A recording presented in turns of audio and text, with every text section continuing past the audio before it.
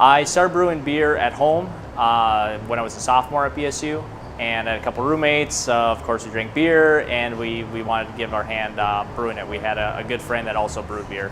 So he gave me a book, and we just kind of dove into it. And from there, it just grew into a complete passion, huge hobby, and that kind of spurred the interest. First beer we brewed was a English brown ale, and kind of the impetus for the beers we wanted to brew were the ones we couldn't find around here. So at that time it was pretty much Bud Miller Coors and maybe a 6-pack of Newcastle in the store, and that was about it around Bemidji. So there's 4 founders of Bemidji Brewing, myself, my wife Megan, and Bud, Justin, Bud is what he goes by, and his wife Tina.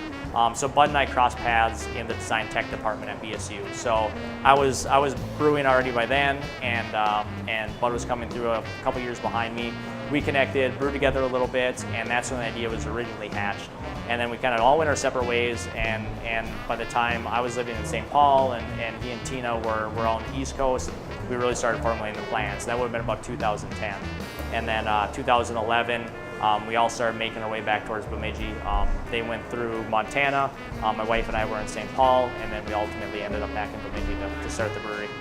We were fortunate to win a silver medal at the Great American Beer Festival in Denver 2 weeks ago, and it was in the Baltic Porter category. So we entered our double porter that we brewed last year, released around Christmas time in 750 milliliter bottles, kind of a gift package format. It's always fun to brew hoppy beers because usually we're using new hops or different ingredients, and it's kind of fun just to throw a ton of hops in the kettle. So it's always cool.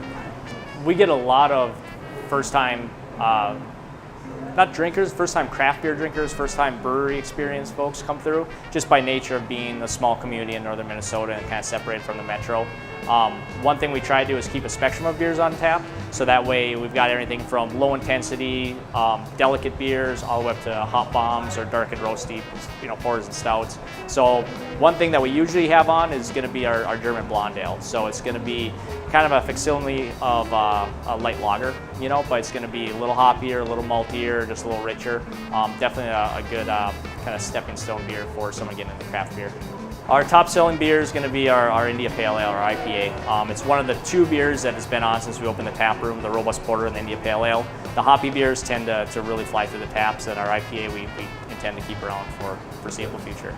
Overall in the market, it's some crazy numbers, like 50% of the volume of all craft beer brewed is IPA now. So it's kind of interesting because you're seeing all these new people drinking craft beer, but yet it's one of the beer they're choosing is one of the more intense styles of beer. So usually, kind of like a question about the blonde ale, it's like usually you think there's going to be new folks who are going to like maybe tiptoe into craft beer or explore something that's kind of close to what they're familiar with. But we found that with India Pale Ale, IPAs, hoppy beers, that it's just so different than what a lot of people associate with the flavors of beer. The bitterness, the higher alcohol, the citrus and the grapefruit and all the fun flavors you get from the hops, that's so far removed from what they're familiar with standard beer. Just this fall we started back into our single hop series, which is a different IPA recipe, again because people love hoppy beers, but we keep the base malt recipe the same, and then every time we brew we change up the hop. So we try to feature experimental hops or rare hops or hops that we haven't used before, and it's educational for us, so that way we can pick out which flavors are coming from that one ingredient and we can incorporate that in future recipes. But it's just really fun to see side by side and recent memory, because the beers pretty much come available right as the next one runs out. Just the compare and contrast of different hop varieties, because it's all the same plant, it's all the same species of plant, it's just where it's growing and the different variety of it. So it's really fun to see how broad the spectrum of flavors can be from that. So hops are the female cone of a vining plant that actually grows on a vine, B-I-N-E, and basically it looks like an herbaceous green pine cone. and inside that's what's called lupulin, and it's like this yellowish resin that's very bitter and very pungent, and that includes alpha acids, which are going to promote or provide the bitterness to beer when they're into the boil kettle. And then it's also just full of essential oils. So a lot of the aroma, the citrus and the cedar and floral and fruity aromas you get out of beer, oftentimes are derived from those oils that are found in those hops. So definitely a fun component of beer, and as there's more and more research in the hop market and different varieties becoming available, there's just this wider and wider spectrum of new flavors available. So that's kind of part of the reason for the IPA craze right now as well, is that there's also a hop breeding craze where different universities and hop breeding programs are releasing all kinds of new hops every year. So it just kind of fuels the fire.